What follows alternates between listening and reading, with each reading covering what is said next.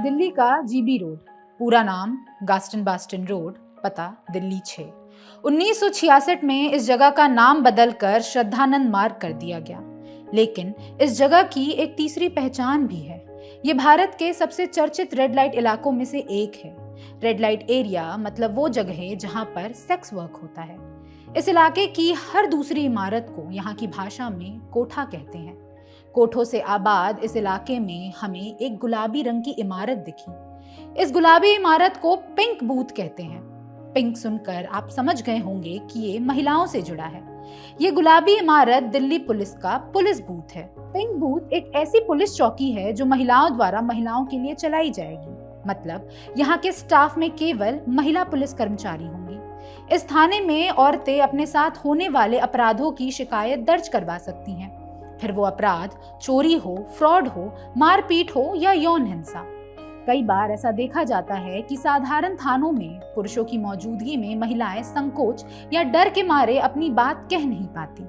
Delhi police का मकसद है कि महिलाएं बिना संकोच के अपने साथ हुए वारदातों के खिलाफ शिकायत दर्ज करवा सकें। दिल्ली पुलिस ने शहर के अलग अलग इलाकों में ऐसे बूथ्स खोले हैं। इन्हें स्कूल, कॉलेज, मार्केट या ऐसी भीड़ भाड़ वाली जगहों पर खोला गया है ताकि इन तक पहुंचना आसान हो।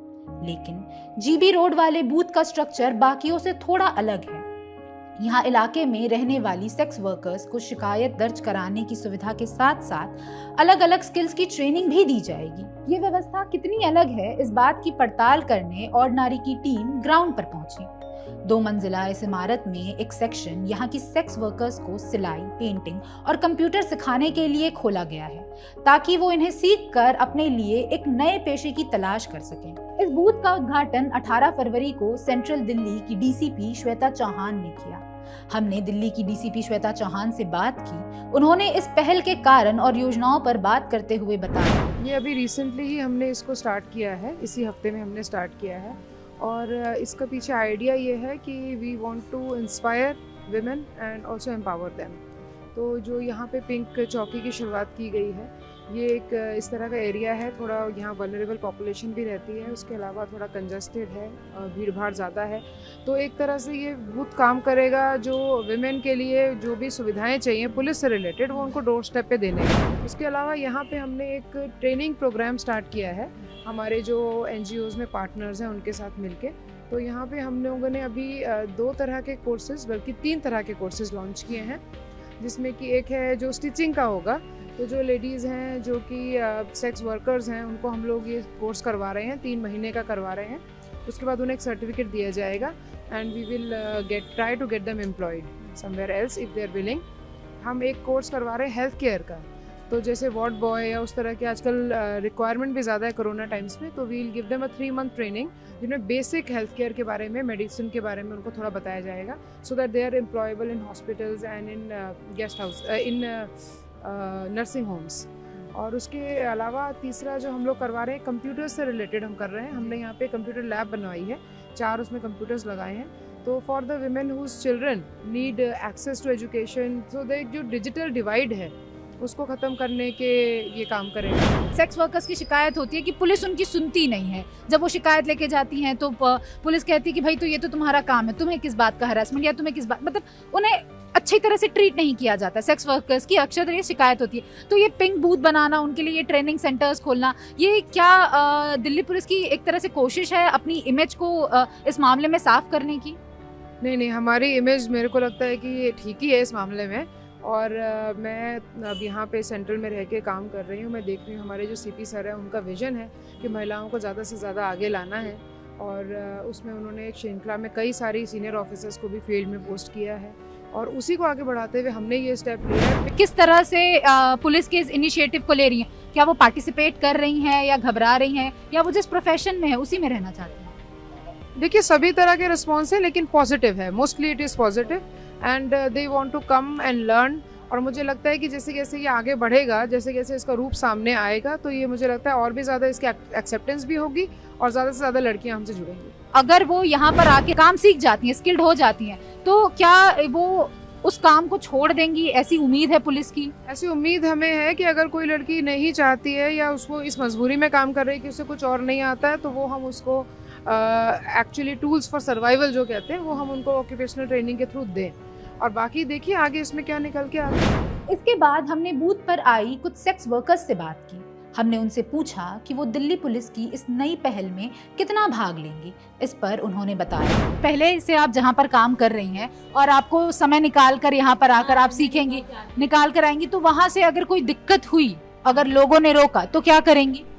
अब फिर हमको रहना ही पड़ेगा। फिर अगर 2 मिनट 10 मिनट के लिए होता हम आ सकते हैं। अगर सुबह जाके शाम करें तो हमको भी तुम्हारा हमको गुस्सा होगा ना। अच्छा, हमको अच्छा जाएगा लगेगा। और अब जिस कमरे में रह रहे हैं उस कमरे में हम बाहर नहीं जा सकते सुबह से शाम तक। तो कभी 1 घंटे के लिए 10 मिनट आधा घंटे के लिए तो कोई बात नहीं, आ सकते लेकिन वो। सुबह जाके शाम अपना भी तो चटनी रोटी है, देखना पड़ता है। अब हमारे को किराया लेना कर्जा हो तो है, लेना मकान देना, 3000 अपना 4000, अब दवाई तो पानी का। महंगाई हो रहा, किराया भी बढ़ रहा, 5000 6000 ऐसा बोलते हैं। कहाँ से हम, हमारे पास इतना कमाई नहीं है। मान लीजिए यहाँ से आप लोग सीख जाती हैं और ये लोग अगर कहीं भी नौकरी के लिए भेजते हैं, तो आप वहाँ जाएंगी ये काम छोड़कर? सीख जाएंगे तो फिर चले जाएंगे। अगर सीखना भी तो चाहिए ना पहले। तो सीखने के लिए कैसे मैनेज करेंगी? मतलब कि उस काम के साथ ये एक काम जो आप कर रही हैं पहले से और एक काम जो कि अभी आपको सीखना है ना, तो उसके लिए इस नए काम के लिए समय कैसे निकालेंगी? अब तुम कैसे रोज रखोगे? देखो रोज रोज हम आ नहीं सकते। 10-15 मिनट और 10 मिनट के लिए टाइम निकाल के हम आ सकते हैं, ऐसा नहीं आ सकते। आप 10 मिनट में कंप्यूटर या सिलाई या ये सब कैसे सीखेंगे? 10 मिनट नहीं, आधा घंटा 1 घंटे के अंदर होएगा तो थोड़ा बहुत आगे करके जा सकते हैं। जब हमने पूछा कि इसके पहले किसी ने कोई मदद करने की कोशिश की, इस पर उनका जवाब, इतने लोग आया, हमारा फोटो लिया, आधार कार्ड का फोटो कॉपी लिया, पैसा भेज देंगे तुम्हारा। इसमें लॉकडाउन में कम से कम 7-8 लोग तो लेके गए ना। कौन लोग थे वो? मतलब सरकार की तरफ से थे या फिर उन्होंने आकर लेके जाते हैं। संस्था वाले थे, एनजीओ वाले आते हैं? अच्छा, उन्होंने सारे 2-2 फोटो कॉपी और सारे लेके गए। आज तक 1 रुपए हमारे को नहीं आया। नहीं आया। सरकार की तरफ से राशन मिला, मतलब पुलिस वालों ने राशन बांटा। हाँ, रेशन बांटे। सेक्स वर्कर्स के लिए दिल्ली पुलिस की यह पहल बेशक सराहनीय है, लेकिन जीबी रोड की लगभग 100 कोठियों में 1000 से अधिक सेक्स वर्कर्स के आगे ये 2 मंजिला गुलाबी इमारत और इस पहल में शरीक होती चंद वर्कर्स इस दुनिया का आधा सच भी नहीं है। हम दावा नहीं करते कि हमने जो देखा वही पूरा और आखिरी सच है। इस दुनिया के थोड़े से सच को जानने के लिए हम कुछ कोठियों में गए। यहाँ हर कोठी के आगे एक नंबर है। ऐसी ही कोठी की कुछ वर्कर्स से हमने बात की। वो कैमरे के सामने आने को तैयार नहीं थी, इसलिए हमने उनकी इच्छा का सम्मान किया। इनमें से अधिकतर की उम्र 30 के पार थी। कुछ ने अपनी उम्र नहीं बताई, बस हंसते हुए ये बोली कि हमारे तो नाती पोते भी हो गए हैं। वहीं किसी के बच्चों की शादी हो चुकी है। इन कोठों में इनके बने रहने का एक ही कारण है, रोजगार। ये काम उनके लिए सिर्फ रुपए कमाने का एक जरिया है, रुपए जिनसे उनका घर चलता है, उनके बच्चों का खाना आता है। इन सेक्स वर्कर्स में से ज्यादातर की कहानी एक सी है। वो बताती हैं कि उन्होंने इस काम को इसलिए चुना क्योंकि उनके पास खुद को और अपने बच्चों को पालने का और कोई रास्ता नहीं था। वो इतनी पढ़ी लिखी भी नहीं है कि कोई नौकरी कर सके। इनमें से अधिकतर औरतों के पति या तो उन्हें छोड़ चुके हैं या फिर नशे में धुत रहते हैं। यहाँ की लगभग सारी सेक्स वर्कर्स को पिंक बूथ के बारे में पता है। हमने उनसे पूछा कि क्या वो इस पहल को अपने जीवन में आने वाले किसी बदलाव की तरह देखती हैं।